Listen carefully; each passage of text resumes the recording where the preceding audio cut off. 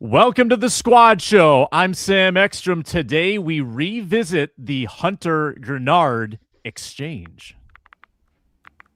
What's going on, Luke Inman at Luke_Spimman? Hey, let's go down to the Minnesota Senate floor to Michelle Tafoya. Michelle, what's the latest? No. Luke Braun of Locked On Vikings. And yeah, no, let's just show up on a Senate floor. That was my job. Hey, this is a real son at White Left on Football. I'm here at the Shrine Bowl, I guess. What's up? Skol! It's the Vikings Squad. Everything Minnesota Vikings, every week. Breaking down all the big hits and game-changing plays from the land of 10,000 lakes. The way only the Locked On Podcast Network can. It's time to gear up. The Vikings Squad Show starts now. What's up, and glad you're with us on the Thursday edition of the Vikings Squad Show, streaming live on Locked On Vikings on YouTube. Audio's free and available wherever you get your podcasts. Check out Luke Braun, his daily dose of Locked On Vikings, 30 minutes, 5 days a week. So glad you joined us today. You met the Lukes, you met Arif, and I'm Sam Ekstrom. Before the show is over, Brian Flores signs an extension, but it doesn't quite mean that he's locked in. We review the pass rush and the D line, and we'll revisit signing Jonathan Grenard, letting Danielle Hunter walk. How is that looking today? Plus, the much-awaited, highly anticipated Prospect of the Day series returns with our very own Luke Inman, and we have championship game bets to make at the end of the show. And it's a show that is brought to you by Prize Picks. Download the Prize Picks app today. Use code LOCKEDONNFL. Get $50 in lineups after you play your first $5 lineup. And hey, this is all part of the #1 sports podcast network. Don't you forget it. All right, Brian Flores. Can we hit the sound? Let's hit the sound. Do it. Let's just hit the sound. He has signed an extension to be the Vikings defensive coordinator going forward. We don't know the term unless you guys saw it somewhere. It was not reported by the team. Usually isn't. Pending head coaching searches. So now I'm the biggest Nate Skeelhaas fan in the world. I'm the biggest Jesse Minter fan in the world. Brian Flores has not gotten a second interview, correct? I don't believe he's gotten a round 2. When it seems like the Steelers and Ravens have moved on with their finalists into round 2. Don't know where we stand with the Raiders. Not sure what the Raiders are doing. Don't think he ever got an interview with the Raiders. It looks like he's back. Just rumor. It looks like he's back. The Steelers is weird because he did an in-person interview, which is what they did. All their whole first round was virtual interviews. And it's like they skipped that with Flores, but they also have worked with him before. He was there Well, okay, 3 years ago. Some of that, actually, no, I think for the Steelers it wouldn't matter. But if it was almost literally any other team, I would say that there is a distinction between in-person and virtual for the purposes of fulfilling the Rooney Rule. Not a concern I have with the Pittsburgh Steelers. Yeah, who are meeting tomorrow with Anthony Weaver anyways. Right, yeah. But that is an element to keep in mind going forward if we see this kind of distinction between virtual and in-person, because I believe that implicates the Rooney Rule in some way. Either way, it might just be because he has spent time in Pittsburgh and loves it there. I don't know, right? So that could be it. It sounds like Pittsburgh, though, is pretty dialed in on the McVay tree. Shula, Skeelhaas, and that would make sense. McVay's tree has been unbelievable. Also, I guess the timing's a little interesting on the Flores signing. Did he sign because he had been, in his mind, disqualified from the other jobs? Like, is this, or is it still on the table? I don't know if we know that 100%. I'm going to speculate, which we love doing on the show.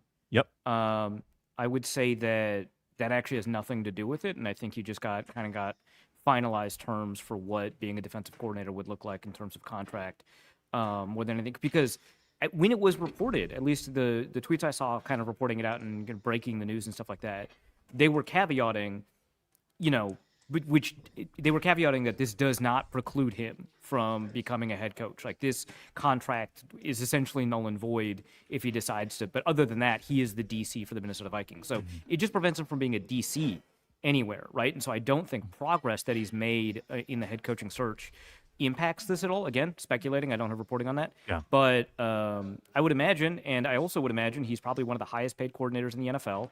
I think Fangio is what, $4.5 million, so he's probably $5 million. And I imagine that, you know, we've seen a lot of coaches in this cycle, especially, talk about roster control. We saw the Bills do that in the most aggravating and disastrous fashion. We saw the Giants. Yeah, we saw the Giants do that in a very funny way. Like, I would have drafted Puka Nacua, right? Have the Wilfs ever dropped a quote, anything close to that in 20 years of ownership? Have they ever given us something real juicy other than their foibles of like bungling the Adrian Peterson press conference? Yeah, that's when my brain went to the Adrian Peterson stuff, but I don't think they dropped like a quote like that. That was nuts to me. They were just being they were being so cautious that it was embarrassing. They were not unfiltered whatsoever, and really have never been that I can recall. Which is the direction that, like, as a journalist, you want them to be as unfiltered as possible. But from an organizational standpoint, you'd rather they err on the side of being so closed up that that's the problem, as opposed to the other way around. Mm-hmm. Is there a better $5 million being spent right now on this team? I mean, Theo Jackson cost $3.5 million, right? So Brian Flores being $5 million. What is how much is KOC getting paid, by the way? What is that kind of discrepancy look like? What is the gap there from Brian curious, Flores because, to like, first year I don't know if we know this stuff. Yeah, we don't tend to. But first year head coaches, a couple years ago, I was looking into this. First year head coaches tend to sign for about 6, and then once you make it past your second year, you're a veteran, and you could probably renegotiate your contract without it being reported because you're not changing the terms. I would imagine he's probably 9 or something like that, but that super pure, like, that's a guess. Yeah, for sure, super guess. I think that's a pretty good guess, and I would guess that at the time he set the market. Now I don't know the Harbaugh contract getting negotiated. Like, you know, if Tomlin goes and coaches somewhere else, probably resets it. It wouldn't surprise me though if the Vikings have a number 1 DC on their books and one of the top 5 head coaching salaries. Let's look at the Viking salaries. So Jordan Mason, 5.8. So he's about Jordan Mason value. I mean, heck of a lot more valuable than JJ McCarthy, 5.9. Jordan Addison, comparable. Yeah, I like that. I like that we have decided, you know, whatever the wins above that's replacement. the bar. Jordan Addison That's where it is. Yeah, just to find the best guy on a rookie deal, and it's about that. Player to coach There you go, ratio. Back when I argued that we should give Jalen Hurts the MVP because he was kind of good on a rookie contract. I do think this keeps the floor high. This keeps the floor high, you know, on an offense that was so abysmal and still went 9-8 this past year. I'd have so much more faith that with Brian Flores in the building, all right, Harrison Smith is retiring. Cool. I'm going to hand pick the next Harrison Smith. Hey, Tavier Thomas. Tavier. You're Harrison. You're Harrison. Did you find it? Let's figure it out. No more He's the special guy now. teams flags. You're just a safety now. That's gonna finding a very niche player to fill that duty. Obviously, the penalty problems that he had on special teams are not going to translate to when he's playing defense and playing way more snaps. I think that's a good. Yeah, lack of discipline is over. You're on all the time. You don't get distracted. You don't lose focus because you're on the bench. Right, exactly. You're on the bench the whole time. Yeah. Not going downhill now all the time. You're fine. I do look forward to if indeed Flores is staying. I don't think we're 100% out of the woods. I'm not going to exhale until we know who the head coaches are in Pittsburgh and Baltimore. But if Flores is indeed staying, if this is all what it seems to be, I look forward to this year's. Who the heck is that guy? Defensive player that turns out to be a total stud. Because there's one every year. It was Isaiah Rodgers last year. Jalen Redmond. Yeah. Who's on the roster now that could be that guy? Tyrion Ingram. Yeah. Oh, nice shout. Yeah. Second year leap kind of dude. I like what I tend to like what Flores does with, like, off the defensive line, the guys that roam around a little bit more, right? Yeah. Like the big nickels, the flexible linebackers, the safeties. That's where he seems to be at his most creative. So I'm thinking like a Jay Ward. Like maybe more realistically, Jay Ward becomes Jay your Ward was kind of replacement. humming at the end of Yeah, the no, year. he was there humming. might be something to moving that. a little bit. Yeah, he did not like. There They was one like him. game. You There can was one tell. game where he had like 6 snaps and 4 of them were incredibly high impact. And it was like, hey man, maybe we can put a little bit more of that in there. Yeah, I don't know my if it's guess- the Theo Jackson tease or if it's real. But No, what no, if my, you? my guess, an undrafted rookie safety. I don't rule Love it it. out. I don't rule Yeah. it out. I think like, what if they just make everybody a Metellus? Like you've got Ward becomes Make a the whole Metellus. play now. Theo Make the whole Jackson play. When becomes it was like, make I the want whole 11 play out of Antoine Josh Winfields Metellus. on this team. That's what I want. Instead of 3 corners and 2 safeties, you've just got 5 DBs, and they all do Jokers. everything. Hybrids. Yeah.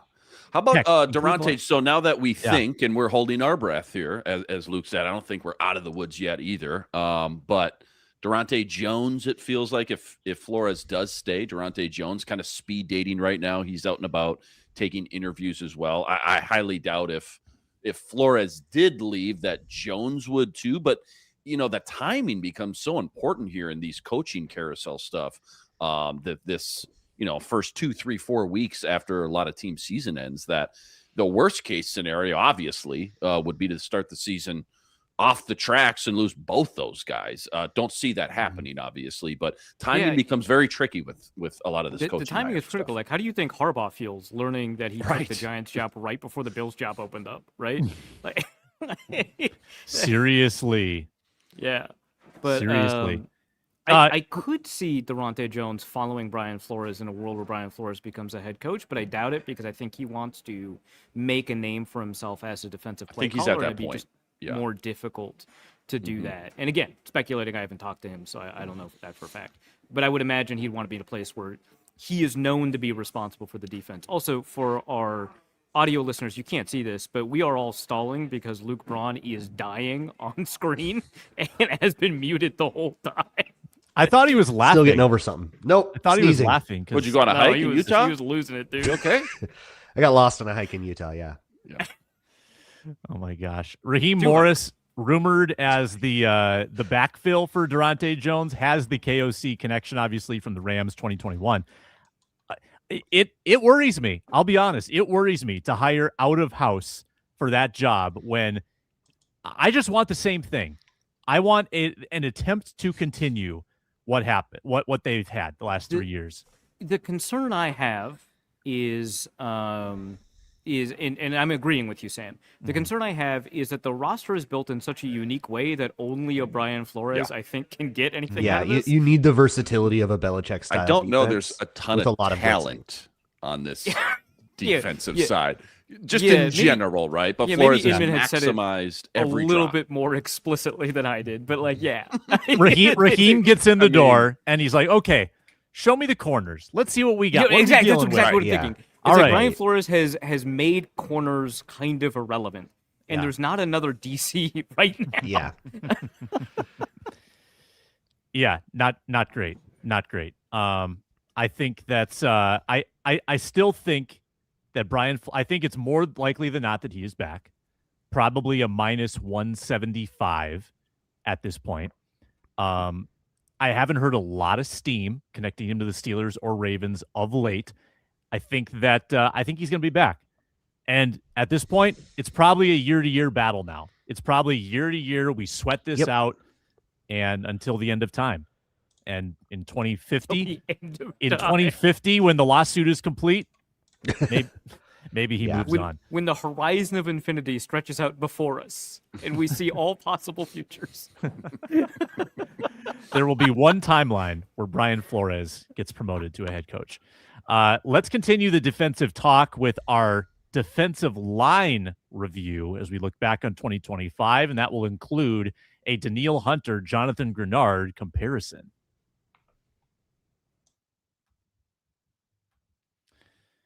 We are brought to you today by Robinhood. What if sports were traded like markets? Now you can put your sports IQ to work in real time with Robinhood prediction markets. It's not you against the house. It's you participating in a live market. You can buy or sell your positions live all game long. Use your sports knowledge in the moments that matter. Robinhood Prediction Markets changes the game. It's people moving the action. So when the momentum shifts, you can move with it. I always knew the game, never had a dynamic way to apply that knowledge. Now I can actually take part live in a market powered by people. You're no longer just a spectator. Play by play, you decide. Trade every play with Robinhood. Now available across the U.S. Download the Robinhood app now to begin. Futures and cleared swaps trading involves significant risk and is not appropriate for everyone. Event contracts are offered by Robinhood Derivatives LLC, registered futures commission merchant and swap firm. We are also presented by everybody's favorite Game Time. NFL playoffs are here, and there's nothing like being at the game, especially a conference championship game. The atmosphere, Game time. the crowd noise, the energy. It was 8 years ago that I was at the Philly-Minnesota game, and I saw Kyle Rudolph make a catch, and in the press box, I put my hand underneath the table so no one could see, and I pumped my fist so I couldn't get in trouble. But I was excited. And then it went poorly. But it was great. I've never smelled beer in the air like I did after that game. You can only get that experience if you're at the game, and you need the Game Time app for that. One of my favorite features on Game Time, you see the seat. You're never surprised by where you're sitting. You get the panoramic view. The zone deals help you save money. You pick the section, Game Time picks the seats, and the fees are all included up front. Take the guesswork out of buying NFL tickets with Game Time. Download the Game Time app, create an account. Use code LOCKEDONNFL, that's LOCKEDONNFL, for $20 off your first purchase. Terms do apply. Again, create an account, redeem code LOCKEDONNFL for $20 off. Download the Game Time app today and get back to being there live.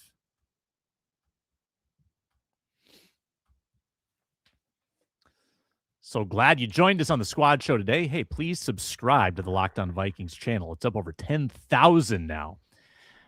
D-line review. Where do you want to start? How about here? They were tied for fourth in sacks with 49 this past year. Why don't we give them a letter grade for the year to start? And tell me what your letter grade would have been last year. Do you feel like this was a downgrade from the year prior? I think it probably was, but by how much? Luke Braun, why don't you start? Are we just talking front four, or are we talking their ability to get pressure at all? Because it's very different. Well, why don't you tell us your criteria? We're talking about the defensive line, not the pass rush, just the defensive line. Oh, just the defensive line. Mm-hmm. I'm gonna give it like a B-. I think I'm more happy than I am unhappy. There's obviously run defense issues. They did not, when all was said and done, amount to enough to stop the Vikings defense from being arguably the best in the league. So, like, honestly, I feel like that's probably too harsh. I'm going to give it a B+. Like, even Javon Hargrave, who struggled in the run, was like a pressure maven. Jalen Redmond really was good insane. pressure producer, yeah. Dallas Turner took a huge step forward. Van Ginkel and Grenard were still doing their thing. It was a very good group that some teams just kind of dissolved against, including the defending NFC North champion Detroit Lions in a must-have game. Just kind of couldn't handle it. So, yeah, a B+, and the only reason it's not higher is because of those run defense issues. Okay. Luke Inman? Yeah, I'd go B. I'd go a solid B. I was going to go B-, kind of talking me into a solid B. I think when healthy, how scary, and we'll get into Dallas Turner a little bit, his development, but when all three of those guys are healthy, plus obviously you got Hargrave, which you mentioned, which maybe he's not here in 2026, but Jonathan Allen as well, the emergence of Jalen Redmond. How formidable, how scary is this kind of unit, I guess, D-line, pass rush, whatever you want to call it, when healthy. And obviously Van Ginkel, Grenard, we'll get into the injuries and things like that, didn't play the full slate like we saw last year, but I think the only reason to dock them, I think, when you get into like a letter grade is like the amount of money that they spent when you talk about team building on those two guys with Jonathan Allen, Javon Hargraves. It didn't feel like they got their money's worth per se when you look at both of them combined. But nonetheless, as far as production goes, especially when all three of those guys, again, pass rushers specifically, were healthy, there's not more than 3, 4, maybe 5 other units that I would take over that unit on paper anyways. Arif in that B range? Yeah, no, absolutely. I am probably going to go B instead of B+. I think if we, if we think of it in terms of the performance of the unit over the year. And we don't think of the individual players. I think we downgraded a little bit because the injuries really did substantially impact the unit level of performance, right?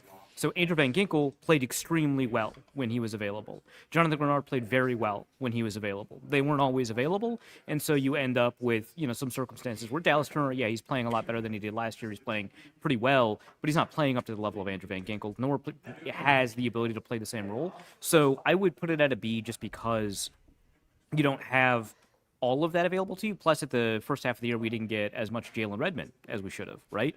And so you don't have a cohesive year-long, season-long performance where if I'm comparing it across these other defensive lines across the NFL, the Houston Texans, who we're about to talk about, the Patriots, the Broncos, I think their holistic defensive line performance over the course of the year was a lot better. And so I'm going to put it at a B, which I don't think is a huge insult when, Braun has put it at a B+, Edmonds put it, it's fine.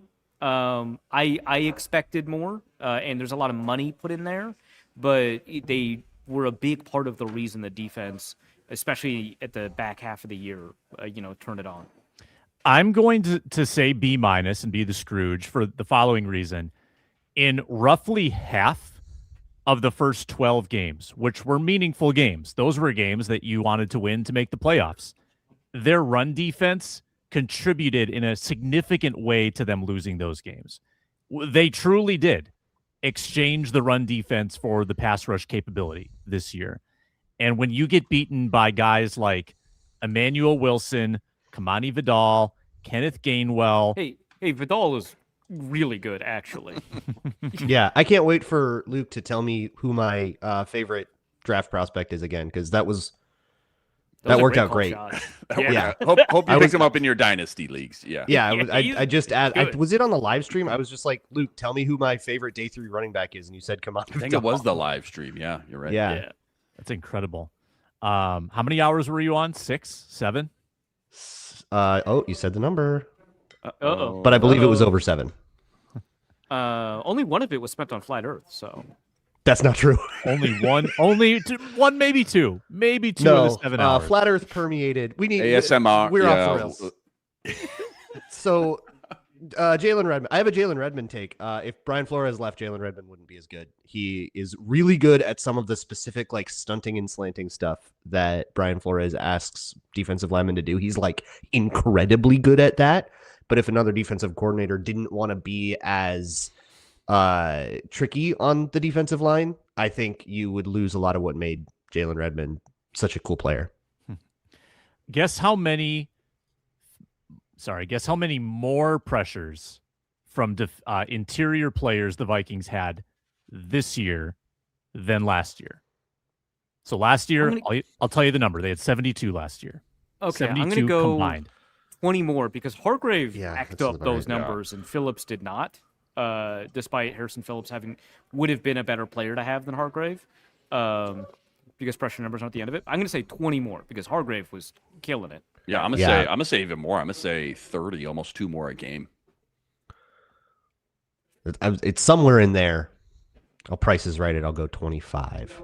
Oh, It's almost 50. 46 Wow, more pressures than the year before. Wow. Over 72 3 a to game. 118. 3 a game, every game. Wow.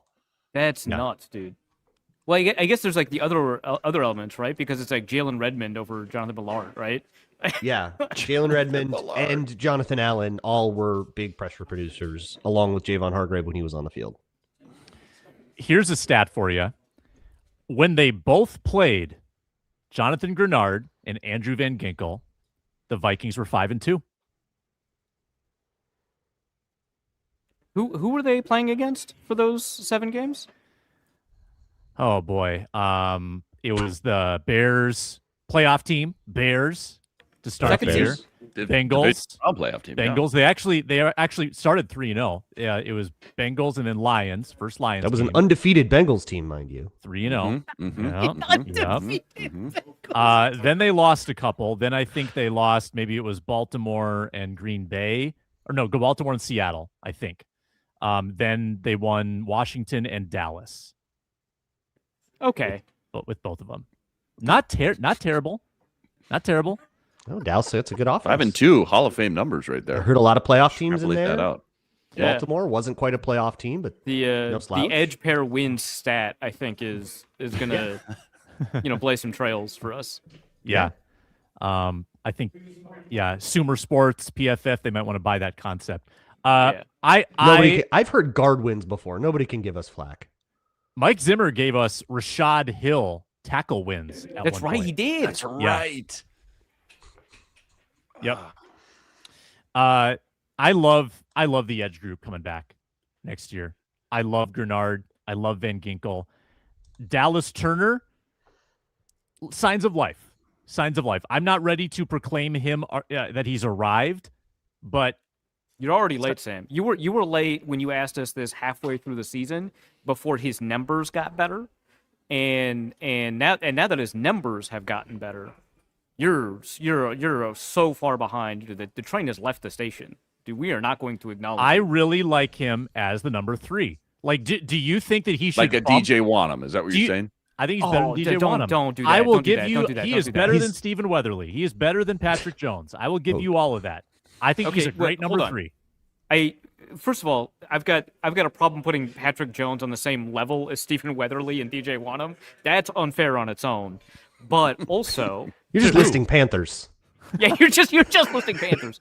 But also, Dallas Turner is playing at a starting level. He's not playing at the level that justifies that's not important to me right now. He's playing at a starting level, and he's playing at a level a lot better than a lot of other edge defenders in the NFL right now. And you just can't be there. And the train has left the station.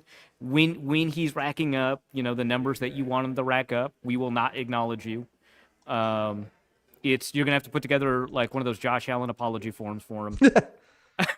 This would be Arif. This would be a wonderful stat for you to cite in favor of your argument. He was a more efficient pass rusher this year than Jared Verse. I was going to say more sacks than Jared Verse. On way less snaps. On way fewer snaps, Luke. Come on. Yep. Pass rush productivity. Writer. Look it up. Love the edge group. I love the edge group. The interior, I think you roll with Redmond. You roll with Allen. I think you can cut bait with Hargrave, elevate LDR, elevate Tyrion Ingram-Dawkins, and here's where you backfill. Elijah Williams. Elijah Williams becomes your number 5. Let's go, baby. Oh, man. Maybe more. We do Maybe have higher. to do a better job generally, and I mean specifically the 4 of us, of separating out our preseason hype from our regular season takes. We have to compartmentalize. I disagree. lot I better. think it's fantastic. I don't know. Yeah, We blend can it just all hype in up together. Elijah Williams in January. I think that rules.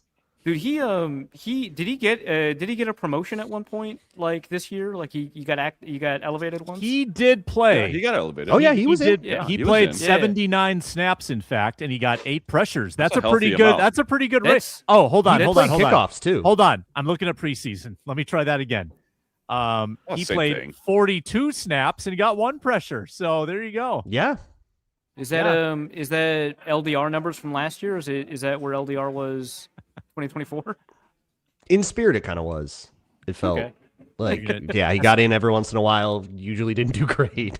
LDR this year had 175 pass rush snaps, 11 pressures. He was more, in on rundowns. Previous year, played 7 snaps. Doesn't matter. Didn't play. It would have been pretty cool if LDR was more consistent against the run because his good stuff this year was real good. Mm-hmm.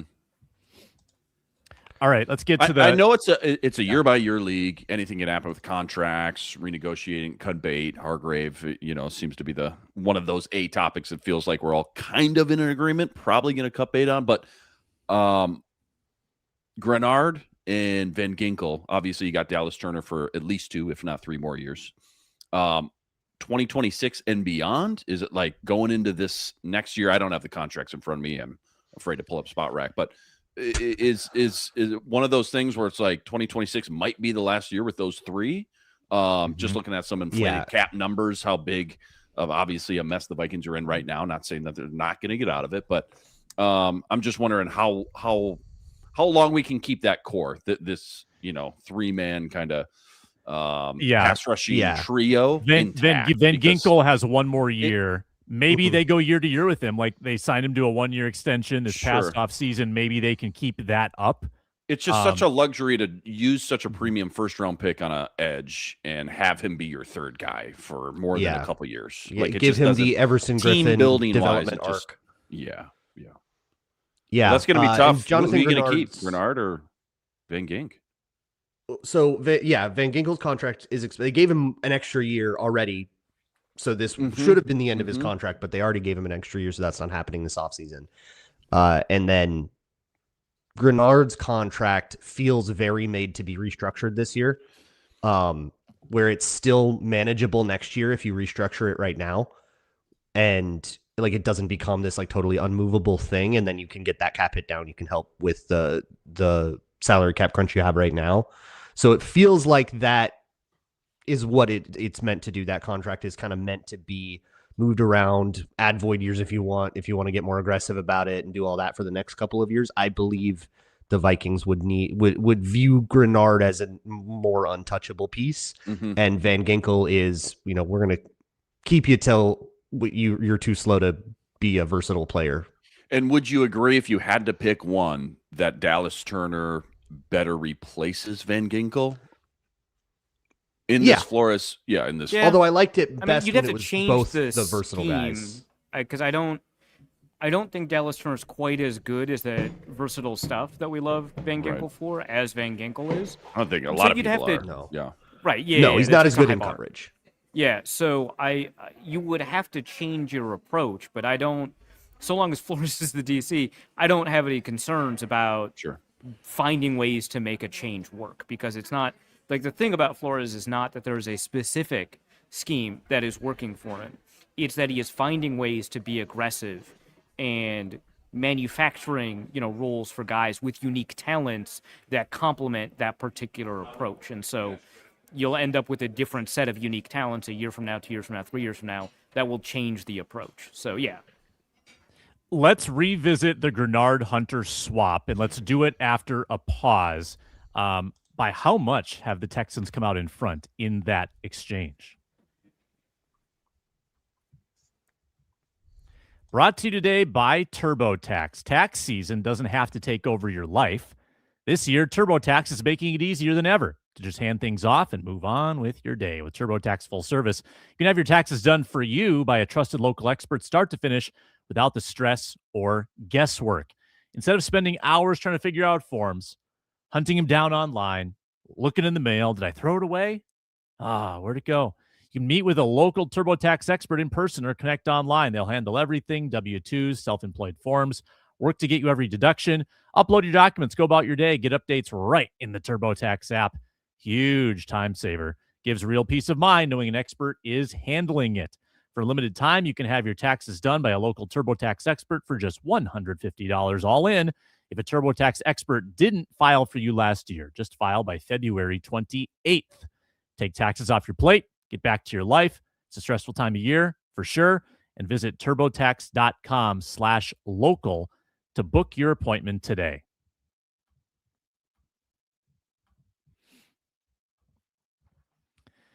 Danielle Hunter was playing in a significant playoff game on, was it Saturday or was it Sunday? Sunday. And he's good.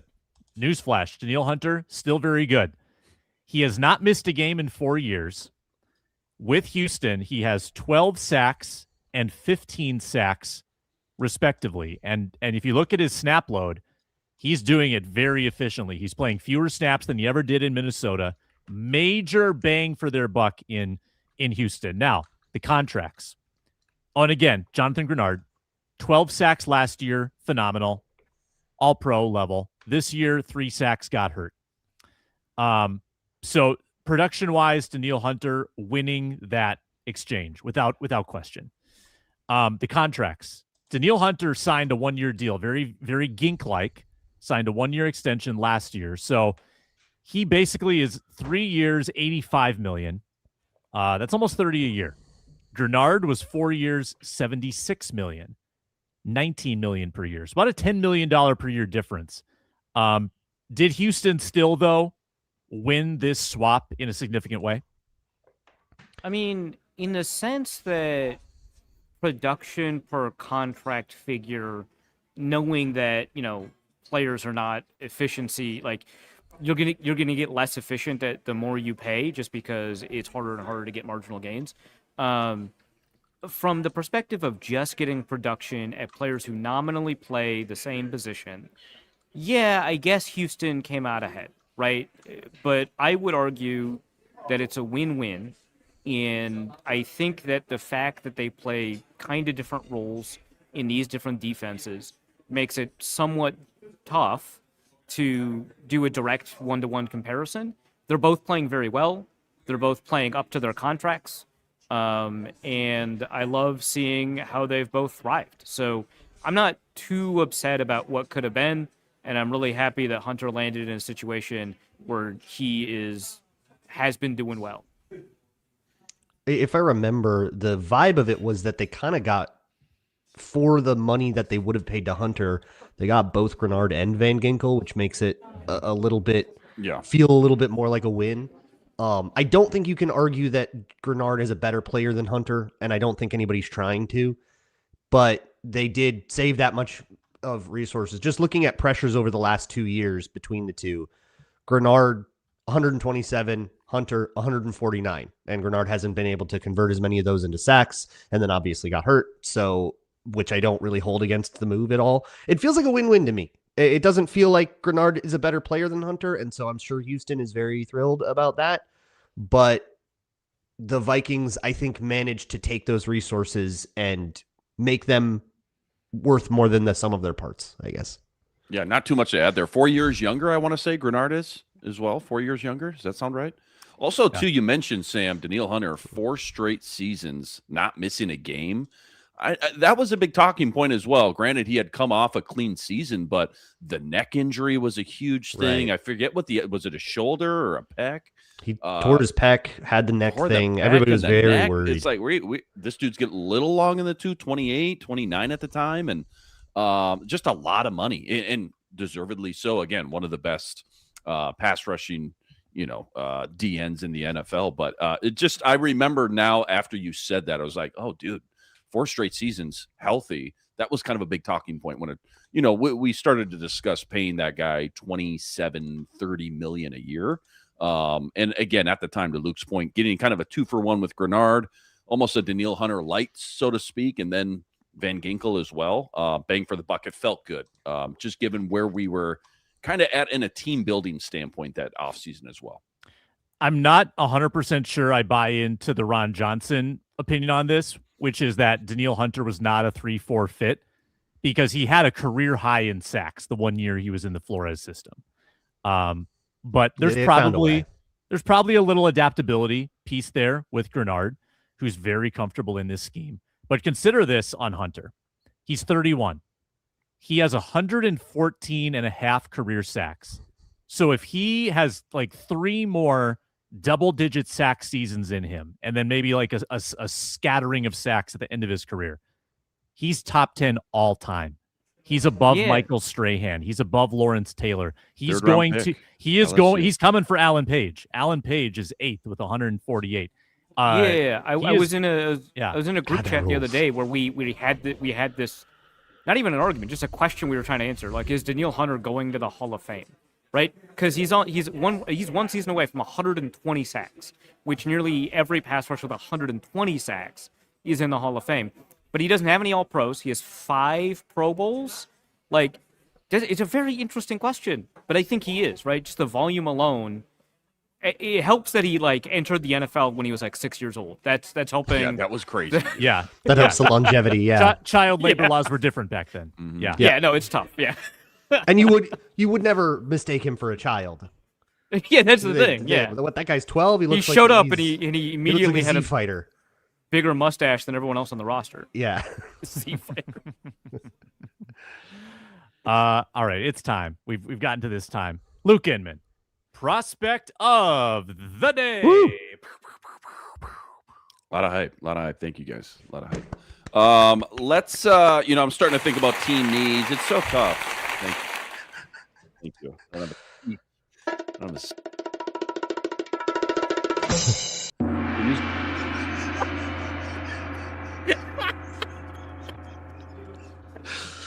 I thought there was one more. That's it. I'll be in my trailer. That's it. Thank you guys. Thank you so much. How to find the next Kamani Vidal today. No, I was thinking about it. It's so tough. Where do we start this? Because we're going to end up doing 20, 25 different prospects. And I was looking at team needs. Obviously, we're going to get into all that this entire offseason. But defensive tackle, offensive line, there's a couple different directions you could go. But it feels like cornerback. It feels like, when is the last time we've gone into an offseason? Let me ask you this. We felt good at cornerback. That's a great question. Well, really, is it 5 off seasons, 6 off seasons? It's always in, or at least it's felt right? like. Probably when they had Wayne's coming back, Rhodes coming back during Rhodes closed era, Mackenzie Alexander. Okay, like this is the like year Mackenzie gets it. Yeah. Terrence, when did Terrence hang it up? Was that 2017? I think that was 20. He was only in Minnesota for a couple of years, right? Yeah, but he hung it up so that Holton Hill would have a roster spot. I think Terrence was on the really good defenses. I think so Terrence, Mackenzie, Waynes, and Rhodes would be the last time for me. And then it was Holton Hill, Harrison Hand, the whole thing. And it just feels like the last all left at the same time. That yes, 20 off season. So we are going on off season. So from that, we'll say 6 off seasons in a row. It feels like cornerback is in the top 3, if not even higher than top 3. And this offseason is going to be the same. They've tried using a lot of early round picks. Andrew Booth, Mekhi Blackman. You can go back to Jeff Gladney, Cam Dantzler. Was Mike Hughes a hit? Do we consider Mike Hughes a hit? I don't know. And obviously when those draft picks don't pan out, you're kind of forced to patchwork everything through the free agency, which, as we've seen, is kind of putting a Band-Aid on a bullet wound, so to speak. It's just not a long-term fix, right? Let alone half the time it's not a short-term fix either. So we're going with a cornerback today. Seems like a little low-hanging fruit. It's LSU's Mansour Delane. And again, I say low-hanging fruit because, almost every mock draft or power ranking, PFF, ESPN, CBS, whatever your flavor is, he's got a first round grade. He's kind of projected right now, and a lot of this is going to change, but right now kind of in that 12 to 20 range. And again, obviously Vikings have the 18th pick, listed at 5'11", 191, probably the best pure cover corner in college this season. Keep in mind, a lot of people's CB1 this year going into this draft is Jermod McCoy from Tennessee. He missed the entire season with a leg injury. So a little quick background. He starts his career out at Virginia Tech, 4-star recruit, starts 4 games as a freshman, ends up getting the full-time gig in 2023, starts to get a little bit of hype and a little bit of buzz. Like, okay, if he has another good season, this guy might be a top 50 prospect. Okay, that's going into 2024. 2024 at Virginia Tech, for whatever reason, just never really lived up to those expectations or that bar. And to be honest, I think a lot of it had to do with him playing out of position. They had him playing a lot of off-coverage zone concepts, which we'll get into. I don't really think kind of maximize what he does best. So anyways, he decides to come back for another year. I'm not really selling him for a Flores defense here, man. He decides to come back for another year. We'll get there. He decides to come back for another year, transfers to LSU, and just gets to play his more brand of football at LSU, more press man, a little bit bigger body dude. I think he was great as far as in the nation when you're looking at some of these top corners, which we'll get into over the next upcoming weeks. It feels like he was the best cover corner in the country. 32% completion rate allowed, 27.5 passer rating. Allowed 11 pass breakups, 2 picks this year. Didn't allow a single passing touchdown all season. 4 forced fumbles in his career as well, and just a great athlete. We'll obviously get into the combine and things like that as time goes on, but on tape, a really good athlete. Great change of direction. Great route recognition. Click and close, explodes downhill. Whether that's in pass pro or run support. Was very impressed in run support as well. And he's just got some feistiness to him. He almost reminded me the games I watched of Marcus Peters coming out of Washington. Arif, I don't know if you remember. With his coaches? Yeah, well, it's a little bit better. It's a little bit better. I think he'll be okay. At least the scouting report says so as of now. I don't remember if you remember watching any Marcus Peters coming out of Washington, but he was a feisty, pleasure to dude. watch. Yeah. He brought the juice, brought the swag, right? And you want to see that with your cornerbacks. And again, the tape in 2024 at Virginia Tech was not great. It was a little concerning. He got bodied too much was the big thing. He kind of got out physical at the catch point on some jump balls, things like that. Maybe some lack of arm length, which I'm very curious to see what he measures in at, whether it's the Senior Bowl or the combine itself, just the arm length, the wingspan, things like that. Because on tape at 2024, again, got a little outbodied, and the lack of arm length was kind of in question there. So that's going to be a big question mark, I think, for him at the combine and the weigh-ins and all that. But by and large, once he got to LSU, played more press man coverage, a lot of that improved, a lot of that went away. And you can just tell he was playing more confident, he was playing more aggressive, trying to be the aggressor kind of thing. Like, he looked like he was trying to be more proactive instead of kind of reactive this year. And I think that just in turn put him in a lot more advantageous situations. So great athleticism, good IQ guy. I think, honestly, for Flores, probably could play just about anywhere, whether that's inside or outside. But more importantly, I think for the Vikings, whether it's this guy or anybody else, hitting on a first-round corner is just something this team is just so thirsty for. They need to inject some youth, some young talent into that room, and finally have a guy that can start building around for the future. So Mansour Delane, LSU, 12 to 20, kind of his range right now. Hopefully a guy that would at least be in play for the Vikings at 18. I got the draft. I got one question. Mhm. I hope that's okay, Sam, that I'm extending the segment just a bit. Go ahead. One of the reasons I really like Trent McDuffie, despite, what do you have, like 30-inch arms or something like that? He's like 5'10". One of the reasons I really liked him is because he played well against tall receivers in college. And I was just not concerned about that. Do you have a lot of, I haven't, watched this guy. Do you have a lot of understanding of how he plays against some of these taller receivers, especially at the catch point? Again, 2024, you're not going to like that tape. He just got outbodied, he got outmatched, a lot of jump balls, a lot of just not being the aggressor at the catch point or the top of the stem. 2024 at LSU, I don't know necessarily, and I'll have to look into the numbers, if he just wasn't targeted as much. I should pull up these PFF numbers right now, but he was a lot more. It was almost just like his mindset changed a little bit. He was almost like he got a little bit more confident. Physically, obviously, he didn't change much. He is a little bit slighter build at 191. And again, maybe a little bit shorter arms. And I wouldn't even go as far as shorter arms as Trent McDuffie coming out of Washington. But he was just a lot better. 2024, for whatever reason, at Virginia Tech, it was clearly his downset. And coming over to LSU. It's the only tape I'm going to watch. I'm only going to watch the 2024. Just watch stuff. it. See what you think. See what you think. Number 3 in coverage grade last year on PFF. My concern is that they measure these guys with lifts in their shoes, and that it says he's 6 feet, but come combine, we're going to get 5'10" and 1/8. Well, dude, Arif knows. We go to the Senior Bowl, you measure one guy, and he's got 31.5-inch arms. Then you go to the combine, it's like, 31.25? What happened, dude?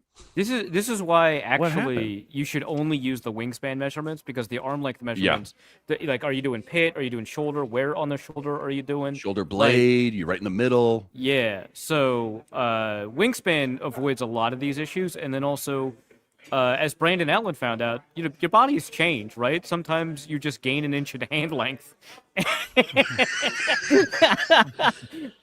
In the intervening month. So, do you think you get a bad measurement at the Senior Bowl, and then you just pop onto one of those medieval torture devices and try to get that better? You know the Brandon Allen story, longer. right? Like he got hand but massages. I don't know why it happened. He got the hand massages. Oh, Yeah. my It's a God. thing.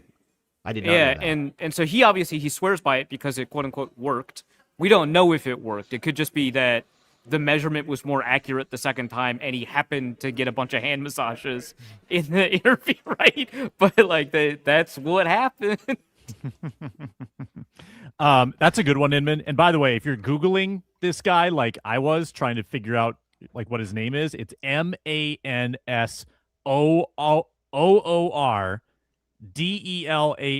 Mansour Delane. I would like to put you on assignment, Inman, for a future show.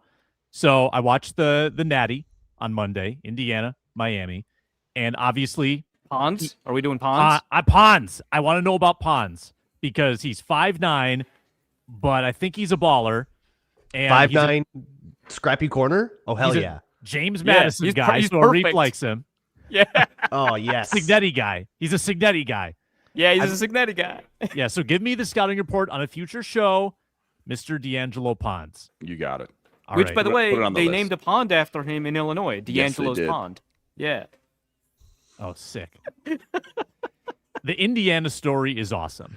So good. It's incredible. Does it give me hope for Minnesota? No, I don't think so. But it's really cool. It's really cool. When we come back, bets for the championship round, and whose side are you on in the Baker Mayfield Kevin Stefanski feud? Oh. If you've ever hired someone who looked good on paper but wasn't the right fit, you know how important that is. When you want candidates who truly match what you're looking for, trust Indeed sponsored jobs. Hiring? Indeed's all you need. Stop struggling to get your job post seen on other sites. Indeed sponsored jobs put your post right at the top of the page. Helps you reach the right candidates faster. So instead of struggling to get your job post seen, you don't have time for that. You're a small business. You're stretched for time. You need something quick. You gotta stand out with your posting. Well, sponsored jobs posted directly on Indeed are 90% more likely to report a hire than non-sponsored jobs. So spend more time interviewing, because that's time consuming too. Interviewing candidates who check all your boxes, less stress, less time, more results. Use Indeed sponsored jobs. Listeners of this show get a $75 sponsored job credit to help give your job the premium placement it deserves at Indeed.com/LockedOnNFL. That's Indeed.com/LockedOnNFL right now. Support the show by saying you heard about Indeed on this very podcast. Terms and conditions apply. Hiring? Do it the right way with Indeed.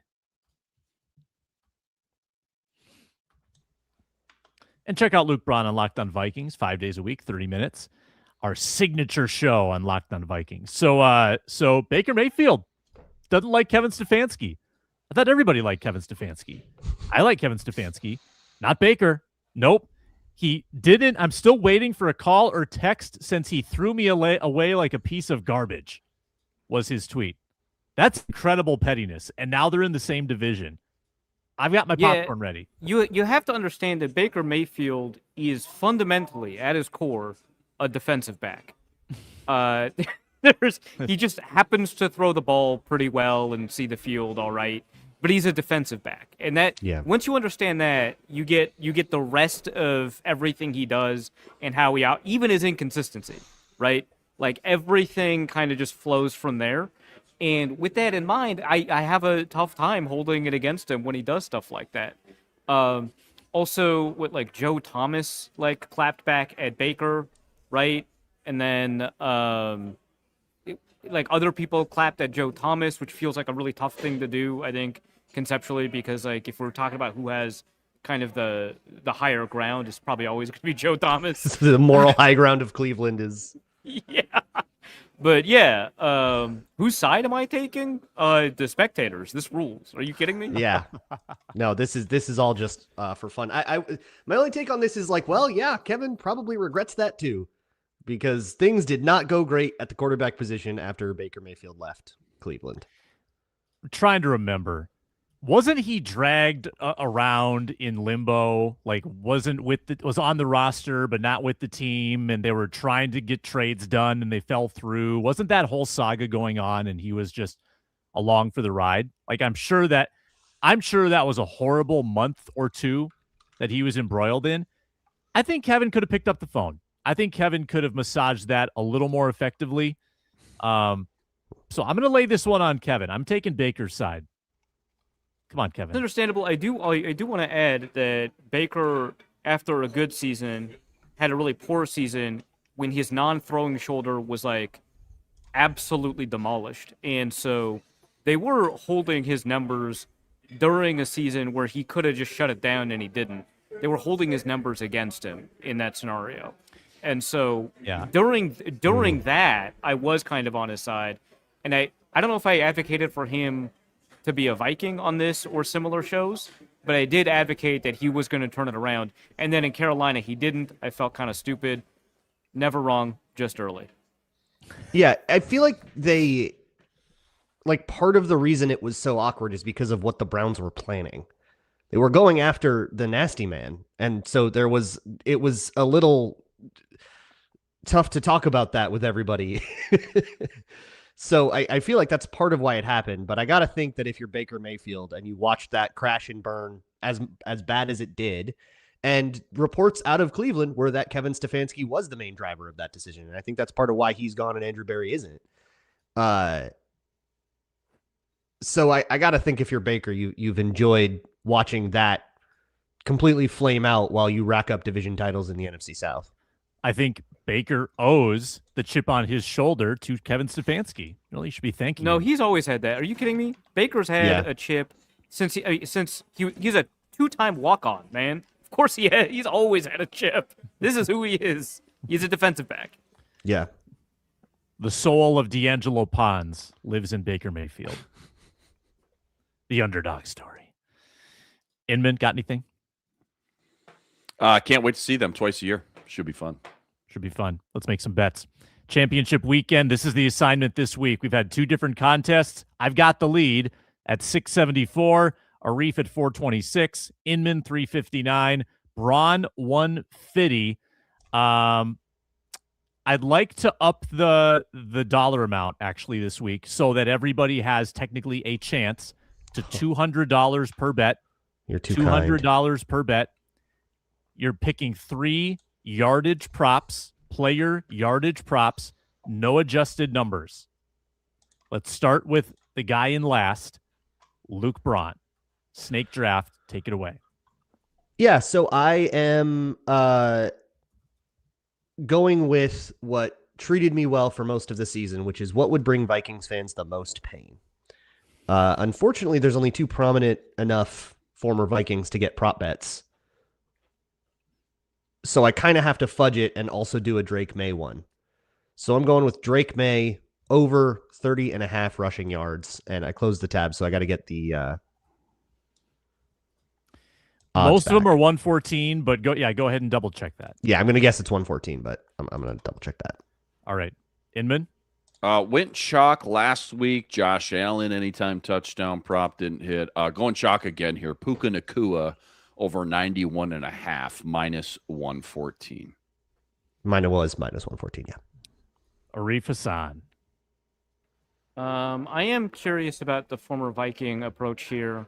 It may interfere with one of my picks, but I'm not going to pick it yet.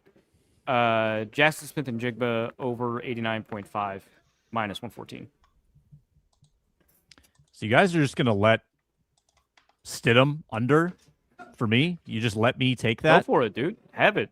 Stidham under 196.5. I assume that's minus 114 as well. Very but I'll confident bet there. That always works out Sam, good. He's just going to throw screens. How do you think the Broncos have yards this year, man? It's the same I can't offense. make heads or tails of the Broncos. I'm not touching them with a 10-foot pole. So you go ahead. Have fun, dude. This is even better. The line has moved to 198, so I'm actually going to get 198 on it. 198 at minus 114 on Stiddy. For my second bet, we're going to go to Travion Henderson. Did some research on this. His receiving over-under is 5.5 yards. That would have hit in 12 of 19 games this year. And there's a good chance that that's one reception. There's a very good chance that's one reception. He has one reception in like 15 of 19 games this year. So Travion over 5.5 receiving yards. Back to Arif. I'm going to go with Stephon Diggs. Under 44.5. Well, you could take the over, man. Who knows? Yeah, you're good. Oh, I am. Yeah.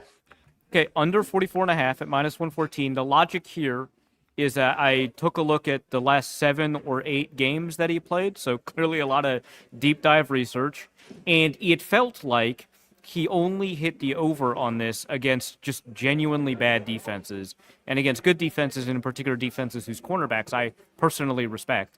He hit the under on this. So, he's going to get Riley Mossed. Inman, let's go. I'm trying to stay away from that Denver-New England game. I'm going to go back to Seattle. Sam Darnold over 5.5 rushing yards. No! Minus 114. That was mine. Ah, Well, it worked great for me last week. you love a your, good QB rushing line. That I do. feel like that's an Inman special. Just takes one. Yeah. Jared It first, is scoops him out of the because that I pocket. mean, the thing that he's saying right now is why it just takes one. He's seduced by just the possibility. You know, In you his get head, the you can always always imagine how it happens. receptions. It's like, oh, Puka over 7.5 reception. Well, you got to sit there all game and wait for that. Yeah. You don't got to sit there all game and wait for Sam Darnold to rush the ball. Because if Puka has 3 catches and it's the fourth quarter, you're cooked. If you got Right. 0 rushing yards in the fourth quarter, this could Still still get happen. that one. It is live Yeah. the whole day. Yeah, I think Yeah, what I Inman's can't saying is handle like that. it could pay off in the first quarter, second quarter, third quarter, any moment. Whereas a receiving line probably waits until the end, and you're going to be nervous no matter what. Well, and to Luke's point, like it gets to a certain point in the game where it's like, I got no shot now. Like there's one drive left and I need 3 more catches. Probably not going to happen. I need him to read option for -5 so that you're spinning the whole time. Text me that when that happens. Or no. They need to be winning so that he hits the over and then kneels. Which is always in play. I know Yeah, with Patrick these Mahomes, single-digit man, for a ones. lot of years. Yeah. Patrick, he burned a lot of people there with Dude, I made so much money on Tom Brady rushing unders for a while until he started sneaking. We're doing just yardage, right? We're not doing like passing touchdown total props. Correct. Just yardage, yeah. All right. Well, Sam Darnold has to hit an over for Vikings fans to feel maximum pain as he waltzes to a Super Bowl. So over 235.5 passing, Sam Darnold minus 114. And you get one more, Bron. Oh, and then I get the double back. Yeah, I'll take the Diggs over 44.5. Also minus 114. I do think Arif is right, but I'm doing a bit, and that's more important. Yeah, no, that makes sense. Commit to the bit for sure. Yeah. Well, Bron, this is good for you. You needed the opposite side of something because you have to win all 3, and you have to pass, 3 people in the process. True. So this helps Arif lose one. Inman, final pick. Yeah, I got Puka over 91. I'll double dip with Stafford over 253.5 minus 114. Ooh, correlated play. We love one. I think the only way the Patriots really kind of get this done is with deep ball passing. And so I think that means Keyshawn Boutte. I think we're going to get that over 37.5 minus 114. Last one for me, had to change, wanted the Darnold rushing. We are going to go instead with Cooper Kupp, 29.5 yards over. He's had 29 or more in 5 of the last 6. Like it to happen again. Playoff time. He's a Super Bowl champion. Cooper Kupp, taking the over. And that is all she wrote. Again, the loser has to front a Super Bowl bet for the group in 2 weeks. So that's what's at stake.